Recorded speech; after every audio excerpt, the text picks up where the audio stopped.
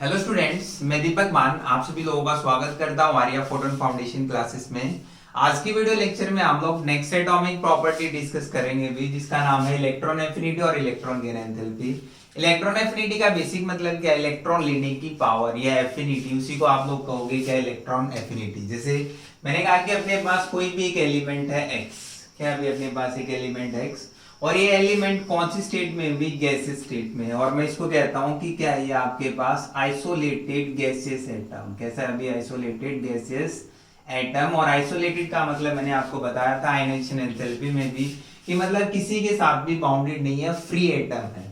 अब ये क्या करता है कि आइसोलेटेड गैसियस एटम एक इलेक्ट्रॉन क्या करता है? गेन करता है। मतलब इलेक्ट्रॉन लेने की एफिनिटी में बात कर रहा हूं कि इस आइसोलेटेड गैसियस एटम ने क्या किया? एक इलेक्ट्रॉन गेन किया, और एक इलेक्ट्रॉन गेन करके क्या फॉर्मेशन करता? वो एक्स नेगेटिव। क्या फॉर्मेशन करता? अभी एक्स नेगेटिव। मान लो स्टार्टिंग में उसके पास 7 इलेक्ट्रॉन थे, जैसे उसने एक इलेक्ट्रॉन गेन किया तो नंबर ऑफ इलेक्ट्रॉन्स कितने हो गए? 8। अब देखो, कभी भी कोई एटम इलेक्ट्रॉन गेन करता है या आप किसी भी एटम में कुछ भी ऐड करते हो तो क्या होगा? कुछ ना कुछ अमाउंट ऑफ एनर्जी रिलीज होगी भी। क्या होगा? कुछ ना कुछ अमाउंट ऑफ एनर्जी रिलीज। तो मैंने कहा कि आइसोलेटेड गैसेस एटम में आपने एक इलेक्ट्रॉन ऐड किया, और इस एक इलेक्ट्रॉन ऐड करने पे यहाँ पे क्या होगा? कुछ अमाउंट ऑफ एनर्जी क्या होगा? भी अमाउंट ऑफ एनर्जी क्या होगी? रिलीज होगी। मैंने लिखा कि अमाउंट ऑफ एनर्जी क्या होगी? रिलीज होगी। अब क्वेश्चन आता है कि जो इलेक्ट्रॉन्स है, जो आप इलेक्ट्रॉन ऐड कर रहे हो, वो इलेक्ट्रॉन ऐड हो कहाँ रहा है? कि outermost shell, inner shell, कहाँ पे आपका इलेक्ट्रॉन ऐड होगा? तो मैंने कहा कि आपके पास न्यूक्लियस है, पॉजिटिवली चार्ज न्यूक्लियस है, और उसके बाहर ऐसे नंबर ऑफ सेल्स हैं। जो ये बाहर की सेल, इस सेल को मैं कहता हूं क्या? Outermost shell. ये क्या अभी आपकी आउटर मोस्ट सेल। और कोई भी इलेक्ट्रॉन ऐड होगा तो किस में ऐड होगा? भी आउटर मोस्ट सेल इलेक्ट्रॉन। मतलब जो भी इलेक्ट्रॉन ऐड हो रहा है किस में ऐड होगा? आउटर मोस्ट सेल में ऐड होगा। लाइक मैं 1 इलेक्ट्रॉन ऐड कर रहा हूं, तो एक इलेक्ट्रॉन ऐड करने पे तो यहाँ पे आपके आउटर मोस्ट में कितने इलेक्ट्रॉन हो जाएंगे? 2 इलेक्ट्रॉन्स। तो और क्या निकलेगी? कुछ अमाउंट ऑफ एनर्जी। और उसी अमाउंट ऑफ एनर्जी को आप लोग क्या नाम दे देते हो? Electron affinity. देखो बेसिकली मैं डिफाइन करता हूं, तो इलेक्ट्रॉन एफिनिटी का मतलब क्या आया? Amount of energy released. क्या होगा? Amount of energy released when one electron is added to the neutral isolated gaseous atom। मतलब किसी भी आइसोलेटेड गैसियस एटम में एक इलेक्ट्रॉन ऐड करने पे जो भी अमाउंट ऑफ एनर्जी रिलीज हो रही है, बार बार फोकस करना आपको, अमाउंट ऑफ एनर्जी रिलीज। जितनी ज्यादा अमाउंट ऑफ एनर्जी रिलीज होगी, इलेक्ट्रॉन एफिनिटी की वैल्यू क्या होगी? उतनी ज्यादा होगी। आपको चेक करनी है कि कितनी ज्यादा एनर्जी रिलीज हो रही है। आप देखो, मैं काउंट करता हूं कि अमाउंट ऑफ एनर्जी रिलीज हो रही है, तो प्रोसेस कैसा होगा? एक्सोथर्मिक या एंडोथर्मिक? यदि मान लो एटम क्या करता था? एनर्जी ऑब्जॉर्व करता था, तो प्रोसेस क्या था आपका? आपका प्रोसेस था एंडोथर्मिक। और यहाँ पे क्या हो रहा है कि सिस्टम में एनर्जी निकल रही है या हीट निकल रही है, तो यहाँ पे मैं कह सकता हूँ ये क्या होगा? आपका एक्सोथर्मिक प्रोसेस होगा। कैसा प्रोसेस होगा? अभी एक्सोथर्मिक प्रोसेस। और एक्सो का मतलब है आउटसाइड।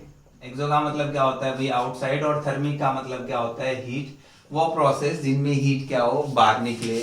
अब जैसे आपने किसी भी आइसोलेटेड गैसेस एटम में एक इलेक्ट्रॉन ऐड किया तो कुछ अमाउंट ऑफ एनर्जी रिलीज हुई, इसलिए प्रोसेस कैसा आपका? एक्सोथर्मिक प्रोसेस है। तो बेसिकली मैं कह सकता हूं कि इलेक्ट्रॉन एफिनिटी का जो फर्स्ट स्टेप है, फर्स्ट आपकी इलेक्ट्रॉन एफिनिटी की वैल्यू आती है E1, वो आपका ऑलवेज कैसा होगा? एक्सोथर्मिक प्रोसेस होगा। अब देखो मैं क्या करता हूं कि मैं इलेक्ट्रॉन्स 1 बाय 1 ऐड कर रहा हूं भी। क्या कर रहा हूं? Electron 1 by 1। जैसे मैंने कहा कि इस एटम में आपने एक इलेक्ट्रॉन ऐड किया, जैसे आपने एक्स एटम लिया था। ये पीएमटी का काफी इंपॉर्टेंट क्वेश्चन, और ये क्वेश्चन पूछ भी चुका है एग्जाम्पल में। कैसे? मैंने कहा कि अपने पास एक एलिमेंट है एक्स, उसने एक इलेक्ट्रॉन गेन किया। लाइक एलिमेंट कैसी स्टेट में? भी गैसीय स्टेट में। ध्यान रखना है कि गैसीय स्टेट में आप इलेक्ट्रॉन ऐड कर रहे हो, और इलेक्ट्रॉन ऐड किया तो क्या फॉर्मेशन हुआ? X negative. और उसके साथ कुछ अमाउंट ऑफ एनर्जी रिलीज हुई, अभी आपने देखा। अब एक इलेक्ट्रॉन ऐड करने पे तो इस प्रोसेस को मैं नाम दूंगा क्या? इलेक्ट्रॉन एफिनिटी फर्स्ट, या फर्स्ट इलेक्ट्रॉन एफिनिटी आप कह सकते हो, यानी फर्स्ट स्टेप है। अब जैसे ही आप एक इलेक्ट्रॉन और ऐड कर दो भाई, मैं क्या कर रहा हूँ? एक इलेक्ट्रॉन और ऐड कर रहा हूँ, और एक इलेक्ट्रॉन और ऐड करने पे आपके पास क्या फॉर्मेशन होगा? यहाँ पे x-2। क्या फॉर्मेशन होगा? x-2। तो इस स्टेप को मैं क्या कहूंगा? Electron affinity 2। मतलब सेकंड इलेक्ट्रॉन एफिनिटी आप लोग कहोगे। ये फर्स्ट इलेक्ट्रॉन एफिनिटी क्या होगा आपका? सेकेंड इलेक्ट्रॉन एफिनिटी, और यहाँ पे भी कुछ अमाउंट ऑफ एनर्जी रिलीज होगी। तो क्वेश्चन आता है कि फर्स्ट स्टेप में अमाउंट ऑफ एनर्जी रिलीज ज्यादा होगी या सेकेंड स्टेप में अमाउंट ऑफ एनर्जी रिलीज ज्यादा होगी। तो चेक करते हैं। देखो ये जो आपका फर्स्ट स्टेप है, ये फर्स्ट स्टेप हमेशा कैसा होगा, एक्सोथर्मिक होगा। कैसा होगा भाई, एक्सोथर्मिक प्रोसेस होगा। और जो सेकंड स्टेप है वो कैसा होता है आपका, मोस्टली एंडोथर्मिक होता है। अभी कैसा होता है, एंडोथर्मिक। ये इंपॉर्टेंट है, आपको पता होना चाहिए कि जो आपका फर्स्ट स्टेप है इलेक्ट्रॉन एफिनिटी का, वो फर्स्ट स्टेप ऑलवेज कैसा होता है, एक्सोथर्मिक। और कोई भी पॉलीएटॉमिक या पॉलीआयनाइनिक स्पीशीज आपको दे दे तो उसका जितने भी आपके सेकंड स्टेप होते हैं सारे के सारे कैसे होते हैं, एंडोथर्मिक होते हैं। रीजन क्या होता है इसका एंडोथर्मिक का, देखो मैं अज्यूम करता हूं कि अपने पास एक पॉजिटिवली चार्ज न्यूक्लियस है, राइट भी, क्या अपने पास एक न्यूक्लियस है और उसके बारे से नंबर ऑफ सेल्स हैं। जैसे मैंने 3 सेल कंसीडर किए, या आपके पास आउटर मोस्ट सेल, जैसे मैं कंसीडर करता हूं कि आउटर मोस्ट सेल में 2 इलेक्ट्रॉन है। कितने हैं, ये आपकी कौन सी सेल है, आउटर मोस्ट सेल। और इस आउटर मोस्ट सेल में 2 इलेक्ट्रॉन्स हैं। और जैसे ही मैंने 1 इलेक्ट्रॉन और दिया, 1 इलेक्ट्रॉन और देने के बाद तो अपने पास नंबर ऑफ इलेक्ट्रॉन्स कितने हो गए भाई, 3। नंबर ऑफ इलेक्ट्रॉन्स कितने हो गए, 3। और आपको ये भी पता है कि कभी भी आउटर मोस्ट सेल में नंबर ऑफ इलेक्ट्रॉन्स इंक्रीज हो जाते हैं। नंबर ऑफ इलेक्ट्रॉन्स क्या हो जाते हैं, इंक्रीज हो जाते हैं। तो attraction force between nucleus and outer most electron, nucleus and outer most electron क्या हो जाता है, डिक्रीज हो जाता है। और अट्रैक्शन फोर्स घट गया तो इलेक्ट्रॉन्स जो मैं ऐड करना चाहता हूँ, थोड़ी सी डिफिकल्टी होगी। अब देखो मैं 1 इलेक्ट्रॉन और ऐड करना चाहता हूँ। अब देखो आप 1 इलेक्ट्रॉन और ऐड करना चाहते हो, पहले आउटर मोस्ट सेल में 3 इलेक्ट्रॉन्स है, मतलब नंबर ऑफ इलेक्ट्रॉन्स बढ़ गए। और नंबर ऑफ इलेक्ट्रॉन्स बढ़ने की वजह से क्या होगा कि इलेक्ट्रॉन इलेक्ट्रॉनिक रिपल्शन बढ़ना शुरू हो जाएगा। तो यहाँ पे जो रिपल्शन फोर्स है उसकी वैल्यू क्या हो जाएगी, ज्यादा हो जाएगी। तो मैं कहता हूं कि इस रिपल्शन फोर्स को कम करने के लिए आपको बाहर से कुछ एनर्जी देनी पड़ती है इस इलेक्ट्रॉन को ऐड करने के लिए। इसलिए मैंने कहा कि जो सेकंड स्टेप है वो कैसा आपका एंडोथर्मिक प्रोसेस है। क्यों, क्योंकि इलेक्ट्रॉनिक रिपल्शन बढ़ जाता है, अट्रैक्शन फोर्स कम हो जाता है। देखो इस न्यूक्लियस और आउटर मोस्ट सेल इलेक्ट्रॉन के बीच का अट्रैक्शन फोर्स क्या हो गया, कम हो गया। और जो भी आप रिपल्शन फोर्स की बात कर रहे हो इलेक्ट्रॉन्स के बीच में, वो क्या हो गया, इंक्रीज हो गया। और रिपल्शन फोर्स बढ़ गया तो उस इलेक्ट्रॉन को ऐड करने के लिए आपको बाहर से एनर्जी देनी पड़ेगी और एटम एनर्जी अब्सॉर्ब करेगा। तो process known as endothermic process. इसलिए आपका सेकंड स्टेप जो भी होंगे वो सब आपके क्या होंगे, एंडोथर्मिक होंगे। और फर्स्ट स्टेप क्या होगा आपका, एक्सोथर्मिक प्रोसेस होगा भाई। ये आपका नीट में पूछ चुका है अभी एक बार, आई थिंक 2017-18 में। एग्जाम्पल कैसे लिया था उसने एग्जाम्पल लिया, एग्जाम्पल क्या था मैं बता देता हूं।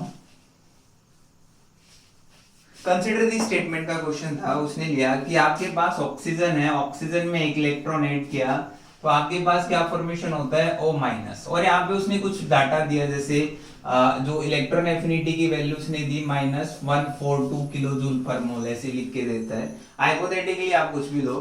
उसके बाद वो कहता है कि जो O- है वो 1 इलेक्ट्रॉन और लेता है तो क्या फॉर्मेशन करता है, O-2। और यहाँ पे इलेक्ट्रॉन एफिनिटी की वैल्यू जैसे मैं लेता हूँ लाइक 642 कुछ भी ले लो, अप्रोक्स यहाँ पे ये पॉजिटिव है। इसका मतलब ये फर्स्ट है इलेक्ट्रॉन एफिनिटी, ये E1, ये क्या होगी आपकी E2। तो ये आपका कैसा नेगेटिव वैल्यू है तो कैसा हुआ, ये आपका हुआ एक्सोथर्मिक और ये क्या हुआ आपका एंडोथर्मिक। तो पूछता है कि ऐसा क्यों, गिव रीजन या एक्सप्लेन व्हाई, ऐसा भी क्वेश्चन है। तो आप इसका रीजन देना है कि ऐसा क्यों हुआ। तो यहाँ पे आप कह सकते हो क्योंकि नंबर ऑफ इलेक्ट्रॉन्स बढ़ गए और ड्यू टू मतलब inter electronic repulsion, electron addition क्या हो गया, डिफिकल्ट हो गया। और इलेक्ट्रॉन एडिशन डिफिकल्ट है तो इसलिए प्रोसेस कैसा है आपका, आपको बाहर से एनर्जी देनी पड़ेगी और बाहर से एनर्जी दे रहा हूं तो प्रोसेस कैसा होगा, एक्सोथर्मिक एंडोथर्मिक होगा। अब देखो मैं 1 बाय 1 लेता हूं, लाइक 1 इलेक्ट्रॉन ऐड किया तो O-, फिर 1 इलेक्ट्रॉन ऐड कर रहा हूं तो O-2। काउंट करो, देखो मैं काउंट करता हूं। ऑक्सीजन का एटॉमिक नंबर कितना होता है अभी, 8। तो नंबर ऑफ प्रोटॉन कितने हुए, 8। और number of electron neutral atom है तो कितने हुए, 8। यहाँ पे number of proton remain same. मैंने आपको कहा था कि चार्ज बढ़ेगा बट प्रोटॉन्स नहीं बढ़ेंगे। चार्ज बढ़ने से प्रोटॉन रिमेन सेम, तो इलेक्ट्रॉन्स कितने हो जाते हैं यहाँ पे, 9 इलेक्ट्रॉन्स। यहाँ पे 8 प्रोटॉन है और इलेक्ट्रॉन कितने हो जाते हैं, 10 इलेक्ट्रॉन। जैसे जैसे आप एक एक इलेक्ट्रॉन बढ़ाते जा रहे हो तो नंबर ऑफ इलेक्ट्रॉन्स बढ़ते जा रहे हैं, प्रोटॉन्स रिमेन सेम। और जैसे ही आप इस साइड से मूव करोगे, तो जैसे ही मैं इस साइड मूव कर रहा हूं तो क्या हो रहा है कि भी इलेक्ट्रॉन बढ़ने से अट्रैक्शन फोर्स क्या होता जा रहा है, कम होता जा रहा है, और रिपल्शन फोर्स क्या होता जा रहा है, बढ़ता जा रहा है। तो इंटर इलेक्ट्रॉनिक रिपल्शन बढ़ना शुरू हो जाएगा, जो इलेक्ट्रॉन बाहर से आ रहे हैं और जो आउटर मोस्ट सेल है उनके बीच में रिपल्शन फोर्स बढ़ जाएगा, और जो nucleus and outer most electron का अट्रैक्शन फोर्स क्या हो जाएगा, कम हो जाएगा। इसलिए इलेक्ट्रॉन एडिशन क्या हो जाएगा, डिफिकल्ट हो जाएगा भी, और इलेक्ट्रॉन ऐड नहीं कर पाएंगे। इसलिए आपका सेकंड स्टेप कैसा है, एंडोथर्मिक प्रोसेस। आई थिंक आपको थोड़ा सा समझ आया होगा ये कैसे हम लोगों ने किया है। उसके बाद मैं क्या करता हूँ, इनके फैक्टर हम लोग एक्सप्लेन करते हैं। अच्छा देखो, ये जो आप electron one by one add कर रहे हो, तो इसी प्रोसेस को हम लोग कह देते हैं successive ionisation enthalpy, sorry successive electron affinity. इस प्रोसेस को क्या कहा जाता है अभी, सक्सेसिव इलेक्ट्रॉन एफिनिटी। अब देखो सक्सेसिव का मतलब वही, आप क्या कर रहे हो, electron added one by one, यानी एक एक करके आप इलेक्ट्रॉन ऐड कर रहे हो, इसलिए हम लोग उसको नाम देते हैं सक्सेसिव।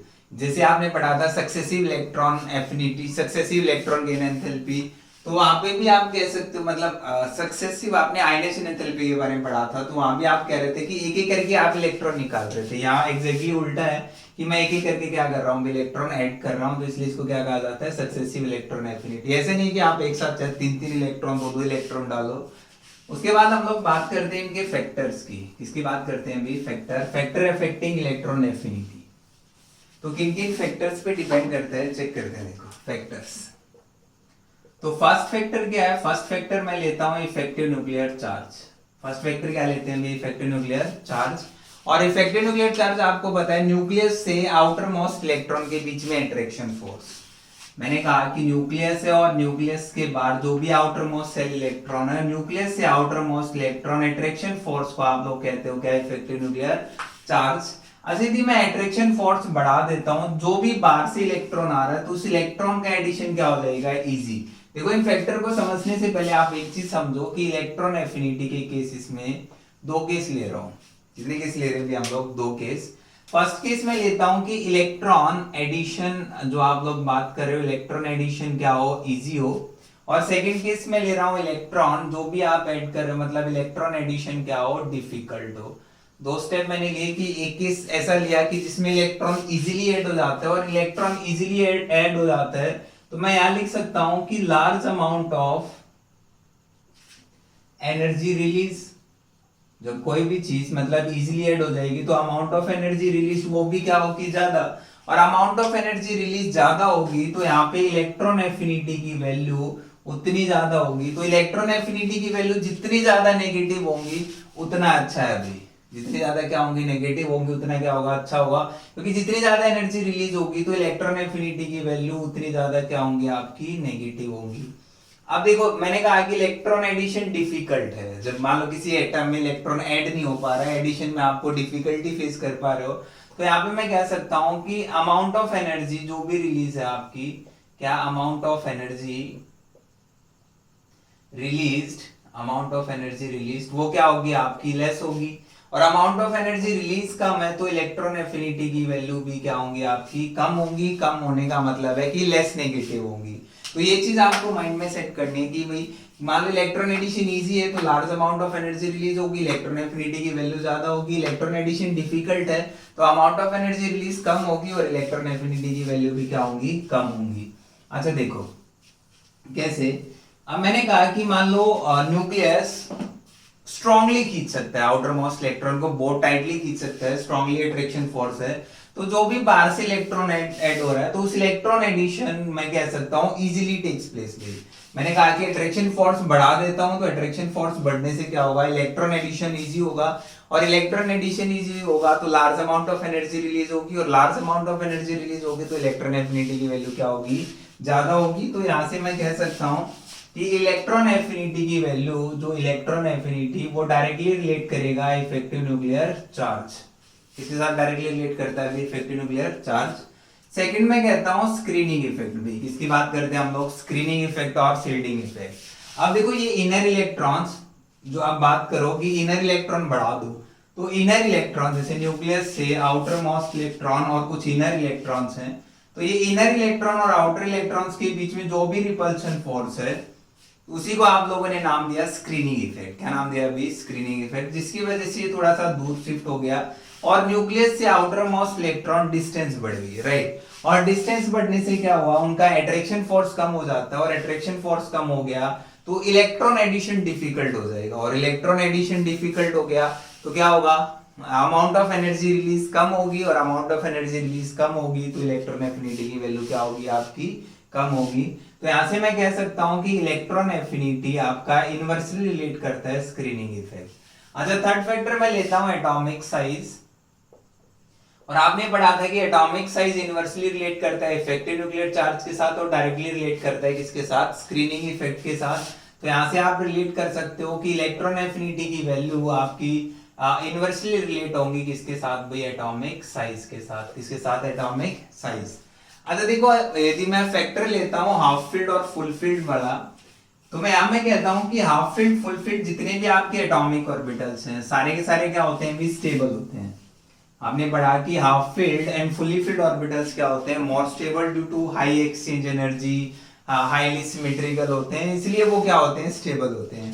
तो मैं यहाँ पे यदि मैं फैक्टर लूं हाफ फील्ड और फुली फील्ड का, जैसे हाफ फील्ड अपने पास क्या क्या होते हैं? P3, जैसे आप काउंट करते हो D5, आप काउंट करते हो F7, मतलब एक सब सेल के पास 5 ऑर्बिटल, और 5 ऑर्बिटल में एक एक इलेक्ट्रॉन है तो हाफ फील्ड है। और फुली फील्ड मतलब 5 ऑर्बिटल है और 5 ऑर्बिटल में दो दो इलेक्ट्रॉन, क्योंकि एक ऑर्बिटल में मैक्सिमम 2 इलेक्ट्रॉन आ सकते हैं, जैसे P6, D10, F17, F14। तो ऐसे आप कह सकते हो फुल्ली फील्ड और हाफ फील्ड। और fully field and half filled orbitals क्या होते हैं आपके? More stable. ये मैंने कहा कि कैसे हैं भी? More stable. अच्छा देखो, क्वेश्चन आता है कि कोई भी चीज जब ज्यादा स्टेबल है तो इलेक्ट्रॉन एडिशन इजी होगा या डिफिकल्ट होगा? क्वेश्चन है सर कि कोई भी चीज ज्यादा स्टेबल है तो वो अनस्टेबल की तरफ क्यों जाएगी? वो इलेक्ट्रॉन ना तो गेन करेगी और ना ही लॉस करेगी। तो यहाँ पे इलेक्ट्रॉन एडिशन आप वैसे कह सकते हो कि इलेक्ट्रॉन एडिशन कैसा होगा? डिफिकल्ट होगा। तो यहाँ पे आपने कहा कि स्टेबल है, और स्टेबल चीज में इलेक्ट्रॉन एडिशन क्या है? डिफिकल्ट है। तो इस इलेक्ट्रॉन को मैं ऐड करना चाहता हूं, तो इलेक्ट्रॉन को ऐड करने के लिए आपको क्या देनी पड़ेगी? एनर्जी देनी पड़ेगी।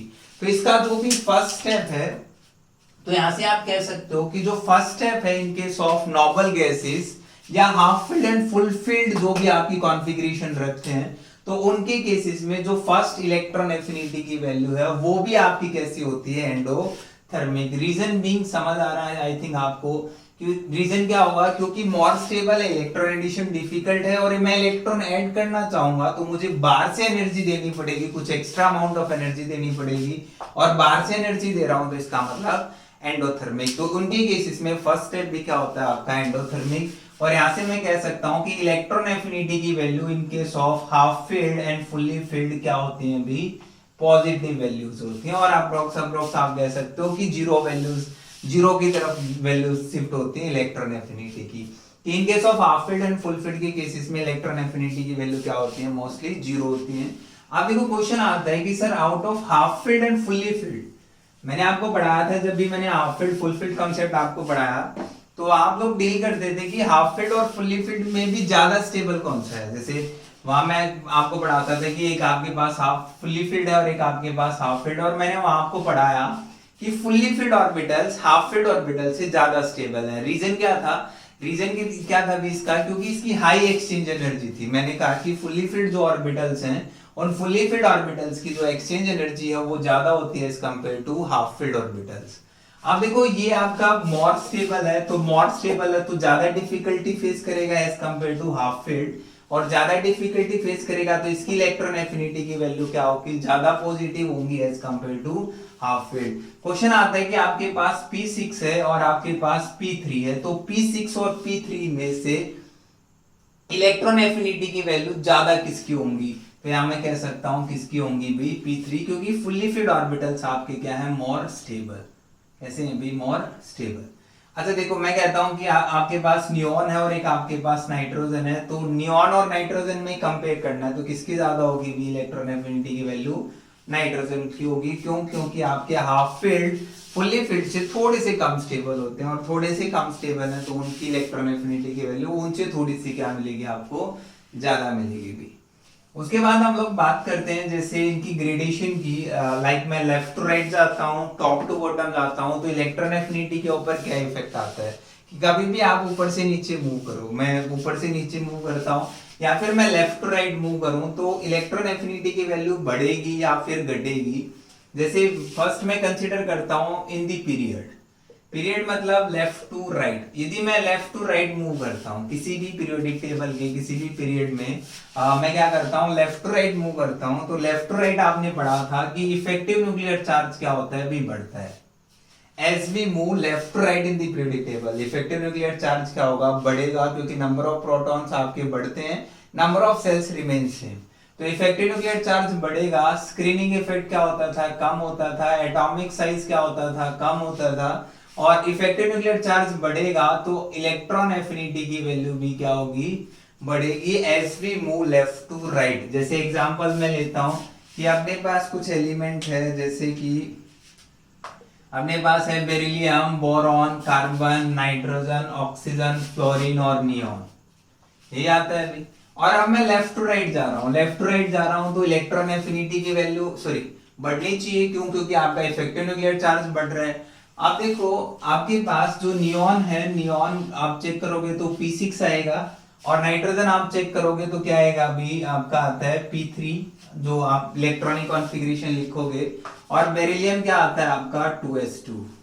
हालांकि इसमें हम लोग fully filled half filled concept इतना ज्यादा यूज नहीं करते, तो यहाँ भी आपका क्या आता है अभी फुल्ली फिल्ड, ये आपका आता है हाफ फिल्ड, और ये आपका क्या आ गया अभी half filled, sorry fully filled, ये आपके पास कंडीशन आई। अब देखो मैं इनको अरेंज करना चाहता हूं कि increasing order of electron affinity का ऑर्डर मुझे लिखना है, तो लेफ्ट टू राइट वैसे ऑर्डर तो आपका क्या आना चाहिए था, neon, fluorine, oxygen, nitrogen, carbon, boron और क्या आएगा, बेरिलियम। बट ऐसा ऑर्डर नहीं आता है, क्योंकि नियॉन आपका फुल्ली फिल्ड है, नाइट्रोजन आपका हाफ फिल्ड है और बेरिलियम आपका फुल्ली फिल्ड है। तो ऑर्डर क्या आएगा, सबसे पहले आएगा फ्लोरीन, फिर क्या आएगा ऑक्सीजन, क्या आता है अभी ऑक्सीजन, ऑक्सीजन के बाद क्या आएगा कार्बन, कार्बन के बाद क्या आता है बोरॉन। आप देखो बोरॉन के बाद नाइट्रोजन या फिर अब क्या आएगा आपका नियॉन, आप कैसे चेक करते हो, तो यहाँ पे आपका हाफ फिल्ड है, तो यहाँ क्या आएगा नाइट्रोजन, और नाइट्रोजन के बाद क्या आएगा बेरिलियम, और फिर क्या आएगा अभी आपका नियॉन। ये आपका क्या आएगा अभी एग्जैक्ट ऑर्डर आएगा किसका, फर्स्ट इलेक्ट्रॉन एफिनिटी का।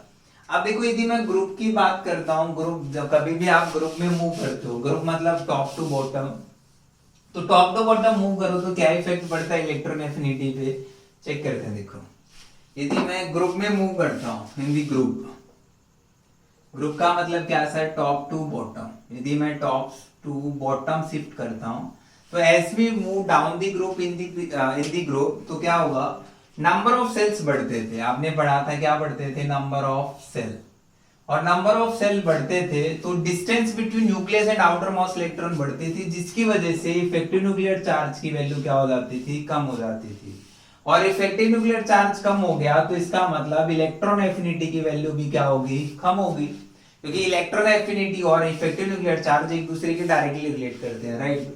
अब देखो मैं कहता हूं कि जैसे आप किसी भी ग्रुप में ऊपर से नीचे मूव करें, बट एक दो ग्रुप ऐसा है जिसमें आप लोगों को थोड़ा सा डिग्रेडेशन प्रॉब्लम में आता है। जैसे मैं काउंट करता हूं फ्लोरीन, उसके बाद अपने पास आता है क्लोरीन, ब्रोमीन, आयोडीन, और इधर मैं लेता हूं ऑक्सीजन, सल्फर, सेलेनियम, टेलुरियम, ये और नाइट्रोजन तो नहीं, बाकी इन दो ग्रुप्स में थोड़ी सी प्रॉब्लम आती है। क्या प्रॉब्लम आती है समझते हैं। देखो आप ऊपर से नीचे मूव कर रहे हो, मैं एक ग्रुप को एक्सप्लेन करूंगा, दूसरे ग्रुप की जो वैल्यूज आएंगी अप्रोक्स सेम आएंगी जो आप इसका एक्सप्लेन करोगे।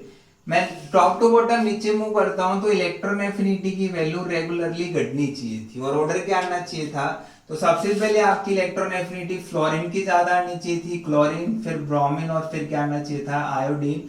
बट एग्जैक्टली ऐसा ऑर्डर नहीं आता, तो सबसे पहले क्या आता है क्लोरीन, फिर क्या आता है फ्लोरीन, फिर क्या आता है ब्रोमीन, फिर क्या आता है आयोडीन। ये आपका राइट ऑर्डर है भी, ये मोस्ट इंपॉर्टेंट है नीट के लिए भी, क्योंकि नीट में इससे बहुत ज्यादा क्वेश्चन पूछे जाते हैं, और नीट में एक दो बार पूछ भी चुका है ऑर्डर ऐसे करके कि ग्रेडेशन ऑर्डर का, कि राइट ऑर्डर क्या होगा फर्स्ट इलेक्ट्रॉन एफिनिटी का, तो क्लोरीन, फ्लोरीन, ब्रोमीन और क्या आएगा आयोडीन।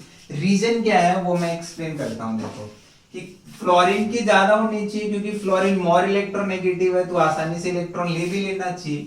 तो एक्सप्लेनेशन देते हैं इसकी। एक अपने पास क्या है अभी फ्लोरीन है और एक अपने पास क्या है क्लोरीन। अब देखो फ्लोरीन का एटॉमिक नंबर कितना होता है 9 और फ्लोरीन का एटॉमिक नंबर 9 तो electronic configuration 1s2 2s2 2p क्या आएगी 5। लास्ट इलेक्ट्रॉन ऐड होगा किसमें ऐड होगा अभी 2p में। यदि मैं क्लोरीन के एटॉमिक नंबर की बात करता हूं तो क्लोरीन का एटॉमिक नंबर होता है 17 तो इलेक्ट्रॉनिक कॉन्फ़िगरेशन आएगी 1s2 2s2 2p6 3s2 3p7 3p5 sorry क्या आएगी 3p5। तो इसका मतलब कोई भी मैं इलेक्ट्रॉन ऐड करूंगा तो किस में ऐड होगा 3p5 में। अच्छा 2p5 और 3p5 में किसका साइज बड़ा है तो मैं कहूंगा कि जो 2p5 है वो आपका कैसा है अभी स्मॉल साइज ऑर्बिटल है। 2p आपका कैसा है स्मॉल साइज ऑर्बिटल है और 3p आपका क्या है अभी लार्ज साइज ऑर्बिटल है। क्या है अभी लार्ज साइज ऑर्बिटल। अब स्मॉल साइज ऑर्बिटल में 5 इलेक्ट्रॉन्स हैं 5 नेगेटिव चार्ज आप कह सकते हो और यहाँ लार्ज साइज में 5 इलेक्ट्रॉन आप कह सकते हो। यहाँ पे मैंने कहा कि स्मॉल साइज में कितने इलेक्ट्रॉन है अभी 5 इलेक्ट्रॉन और यहाँ पे लार्ज साइज में कितने इलेक्ट्रॉन है 5 इलेक्ट्रॉन और मैं स्मॉल साइज में 1 इलेक्ट्रॉन और देना चाहता हूँ और इस लार्ज साइज में मैं 1 इलेक्ट्रॉन और ऐड कर दूं। जैसे आप 1 इलेक्ट्रॉन ऐड करोगे देखो पहले ही थोड़ी बहुत रिपल्शन थी। आप ऐसे समझो कि एक आपके पास छोटा सा रूम है और एक आपके पास हॉल है तो ये आपका रूम है और ये आपका हॉल है ऐसे समझो।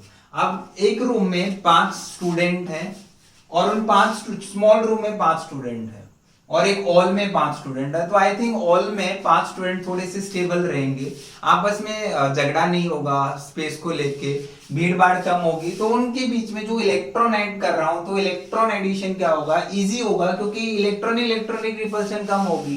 तो यहाँ पे मैं कह सकता हूँ कि स्मॉल साइज ऑर्बिटल है और उस स्मॉल साइज ऑर्बिटल में मैं क्या कर रहा हूं भाई इलेक्ट्रॉन ऐड कर रहा हूं तो इलेक्ट्रॉन ऐड करूंगा तो इलेक्ट्रॉन रिपल्शन क्या हो जाएगा बढ़ जाएगा भाई। इलेक्ट्रॉनिक इंटर इलेक्ट्रॉनिक रिपल्शन आप कह सकते हो क्या हो जाएगा बढ़ जाएगा और इलेक्ट्रॉनिक रिपल्शन बढ़ गया।